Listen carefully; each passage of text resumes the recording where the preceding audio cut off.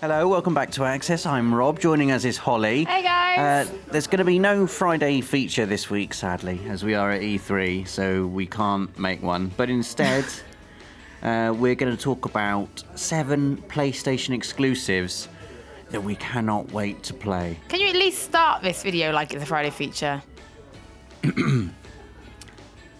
Hello, you've caught me at E3. And today... People don't realise how long your Friday features take to make. Anyway, this is 7 PlayStation exclusives we can't wait to play. If you hear any screaming, by the way, that's Dave. He's just round there playing PlayStation VR. We got in this morning and some man was playing, I think, is it Let Them Lie? Where They Lie, Let Them Lie? A scary game. A scary game. And the guy is literally screaming. I think Dave's in space at the moment. But Jackson just sort of grabbed Nathan and went, I'm not doing it. I'm just like, now I've heard that, like, I'm just not going to do it. And we're all sort of going, but you're going to, because we're going to make you. But anyway, let's get stuck in. Number 1, and we'll start how the PlayStation conference started with God of War, which looks incredible. It's such a huge departure from the God of War we know. Yeah, no, God it of War is. 1, 2, 3, and the other games, the kind of... We had some portable stuff as well. Yeah. It's had a bit of a remaster, but now it's no, this is what we could do with God of War with the tech that we now have, and we're gonna explore that. I mean, at one point in the conference, Rob was like, "What is this game?" Yeah. And I was like, "Rob, it's God of War." It is God of War. He's like, "Well, who's that?" I'm like, "That's Kratos, Rob." Kratos. That's Kratos, Rob. It's mad. It's weird though, isn't it? Because Kratos, he almost seems quite nice now. Almost like a nice man. Maybe because he's got, a little boy to look after. He's got a little boy to look after and guide and train, but he still punches mythological creatures in the face really hard. He still has Spartan Rage mode. That was amazing. I'm really, really, really excited to see what Santa Monica are going to be doing, on PS4 with God of War. And I'm telling you, I fully believe this game is going to be just as brutal and oh, definitely, just as heavy as the old God of Wars were. But they're just they've just want to put their completely new spin on it. And it's it's a great. Really cool reimagining, I think. I mean, like you said, obviously it's going to be beautiful. God of War always kind of pushes it did. Always pushes the limits of the hardware in terms of visuals. But the action looks a bit slower, more deliberate this time. When he pinned him with the axe! And then he flinged it back. Oh, it was great. See, that's my jam. That moment when Kratos first appeared, that roar from the crowd, that was great. That was very exciting. Everyone was just and just being there as well. Just being at the conference. I've been lucky I've been to the last 3, 4 PlayStation conferences. And being at this one with the visuals. And the music. Oh my God, the live music. Yeah. It was awesome, wasn't it? Anyway, moving on. Number 2, Detroit. I'm really excited for this. Because it was announced last year. We didn't see too much of it. No. We saw a lot more this year. I'm so excited. And it looks awesome. I love just the really kind of brutal God of War stuff. Just ripping off horns, throwing axes, just being a general badass. And sometimes it's just nice to sit down with a game that's just really story focused. And David Cage's games do this. Beyond Two Souls, I thought that game was amazing. I got really teary in it as well. It's an emotional narrative ride, isn't it? Yeah. It's a narrative ride. And this one, we saw from the gameplay they showed at the conference, how your choices are really going to have a huge effect on the story. Yeah. You often hear this, make your own choices have an effect on the story, but they showed so many different outcomes just for this one hostage situation on that roof. And I also love the idea of exploring the theme of humanity and androids and are they alive? Do they feel? Do they have a conscience? Are they sentient? And it's going to look so good. Yeah, the classic Blade Runner conundrum. I'm a massive fan of David Cage and what he does. I'm excited for Detroit because I know I'm just going to want a game where I can just lose myself in the story and then sit down and be like, well, I did this bit, and then you'd be like, oh, well, in my gameplay, this happened, and then we all have to try. It's going to be awesome. It's going to be awesome. Next awesome one to watch. Is this is yours, Hollie. I'm going to let you talk about this. Horizon Zero Dawn. This is your ultimate game. Yeah, much, isn't it? I've said this quite a few times now. It's Enslaved Odyssey to the West meets The Witcher, right? That really, really, really excites me. Guerrilla seems to be doing an incredible job. It's really, really nice to see them trying something new as well. It's open world. AI looks amazing. The robot dinosaurs look incredible. The combat we've seen looks great. The RPG elements are on point. Like, this is the game I want. Come on. It's just a massive, beautiful open world, fully open. Yeah. With a kick-ass redhead hero. And I'm not a hero. so I'm not even close. It just looks amazing. And it's just, again, when you're going to have something like Detroit, which is a story, you very much follow it, and then you come up with something like an open world. It's like just a little bit of everything. Like, kind of no matter what you want, there's something coming up or going on that you'd actually enjoy. It's really exciting to see what Guerrilla can do outside of doing Killzone, because obviously they're known for the Killzone series, which is an awesome first-person shooter. Now they're being let loose in this massive open world role-playing game action environment. Yeah. It's going to be great. They were chatting to us earlier on, and they were saying, we've learned a lot from Killzone. You're right, you compare Killzone and Horizon, they don't look very similar, but you've learned all about, like, creating environments for combat and, like, hitboxes and how weapons should feel and work. And actually, like, a surprising amount of what Killzone does carries over. And it's not often you get a big open world RPG that also has really brilliant combat, is it? You tend to sacrifice one for the other, right? Yeah. And it looks like Horizon Zero Dawn's going to do both incredibly well and just be like, tick. Also, the story is so intriguing. I can't wait to discover the mystery of why all the wildlife is made of nuts and bolts. Yeah. Oh, it's going to be great. What's next on your list? SpiderMan. SpiderMan PS4, which is a working title. There's no confirmed title for SpiderMan. No, all we know so far is that it's been made by Insomniac and it's PS4 exclusive. Well, we also know that it is not based off the upcoming movie. Yes. It is literally its own thing, which is also really exciting because Insomniac, and we know, are good storytellers. Look at Ratchet and Clank. I mean, they've shown they can really pull it out of the bag on PS4 with Ratchet and Clank, which is one of, if not the best-looking games out there at the moment. Exactly, and now you're going to give them this, like, completely blank slate and just said, right, you tested the PlayStation 4 and what you could do as a studio with Ratchet and Clank. Now, here is a franchise that people love, and now you're going to put your own spin on it, and it's going to be amazing. I mean, action set pieces. They've already said, there's going to be big set pieces. You're going to be able to, like, literally parkour through New York. That's cool. That stuff is cool. I mean, Spider-Man is arguably the coolest superhero out there at the moment. Give me one-liners. Yeah. Lots of witty one-liners, please. It's going to be awesome. So excited. What's next up, Holly? Oh, okay. This is mine then, isn't it? So you've had Horizon, and now I'm going to be talking about Death Stranding, which is the new game from Hideo Kojima. That entrance, though.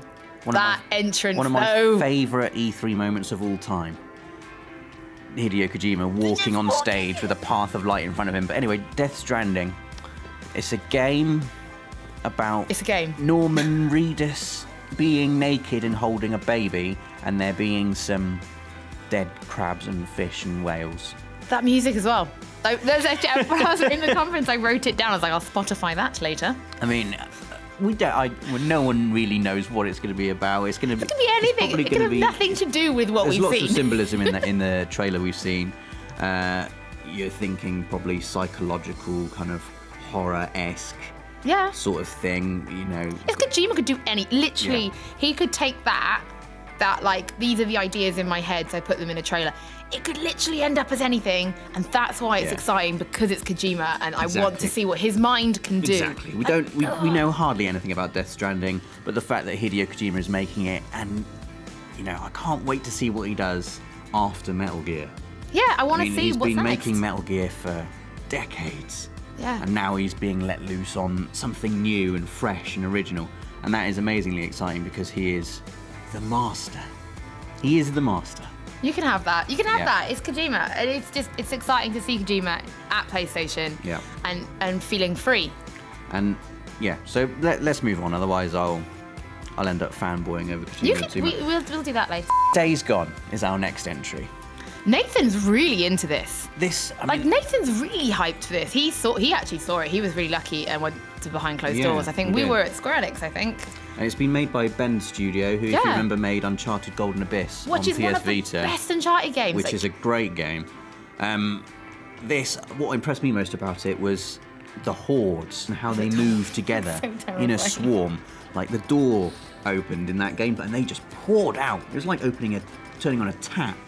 Do you remember, like, on the PS2 when, like, Dynasty Warriors used to come out, and it always used to boast, like, how many, like, enemies it could put on screen at once? Well, that's what this is doing, but, like, for this generation, it's going, right, we're going to make this terrifying because look how many enemies we can physically have chasing you at any one time. It did look terrifying. I mean, you've got your motorbike, which is quite a key element in the game for traversal, and also for kind of your inventory is kept within your bike as well.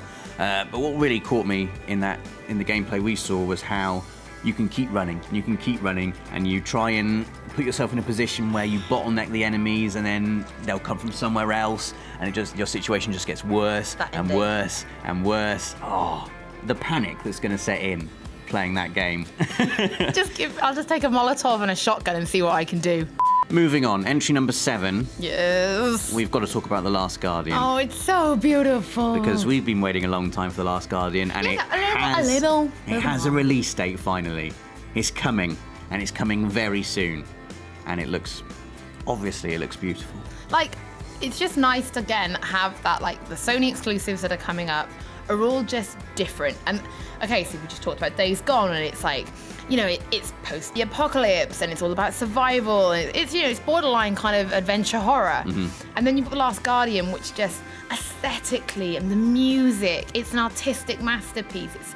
The journey is about you discovering a mystery and these giant mythological creatures in this beautiful made-up world. I mean, if it's anything like the feel of Eco and Shadow of the Colossus, I mean, you're in for a treat. It's going to be wonderful, isn't it? Exactly, and that's why it's great to see a lineup from PlayStation that is just so diverse. Yeah. And that's what really gets me excited, is that we've not just been like, oh, this particular type of games work, so here's like 8 variations of this game. No, it's like, well, we're going to try everything, and we're not scared of making things that are different. We've never been scared of that, and this list just makes me really happy. The Last Guardian. The wait is nearly over. Nearly over. Final entry then, and this is kind of not a single entry. We're going to talk about PlayStation VR. Yeah.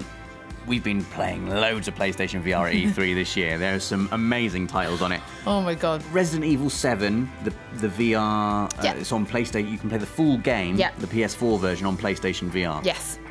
Dave had a little go on it, didn't he? You can probably see, if that video isn't up on the channel now, it will be up very soon. The best part was, so you guys didn't see this because magic of editing. So we're in this like horrible dark room to play it.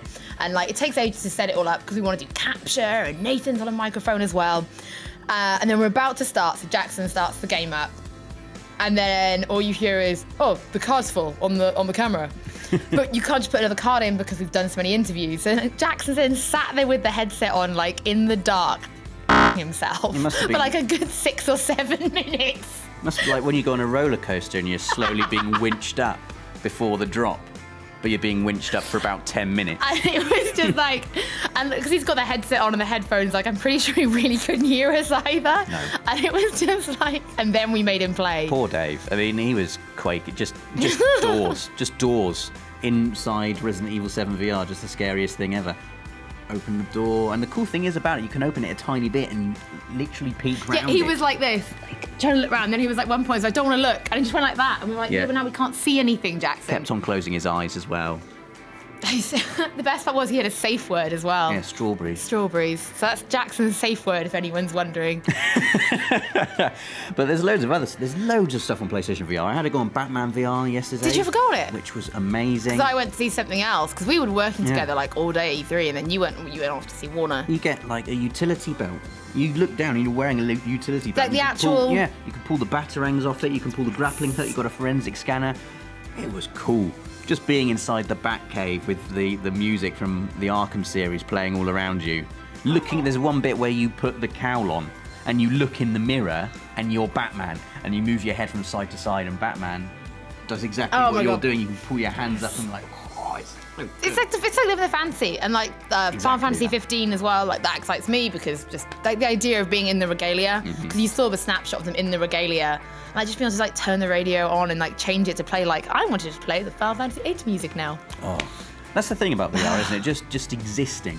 Yeah, just living in that world. In these worlds, or into when we're talking about Resi 7, crying in these worlds. That'd be so messy, wouldn't it? There's loads, like Dave said, he's had a go on Robinson, The Journey. Dave's played loads of VR, actually. He's playing VR right now, which has dinosaurs in it. Apparently that's amazing as well. It's a Farpoint. Yeah. He played that as well. Literally, Dave's become the master of VR here at Access. I think they are, while we're filming this, I think Nathan is actually trying to persuade him to play the other horror game. Here they lie.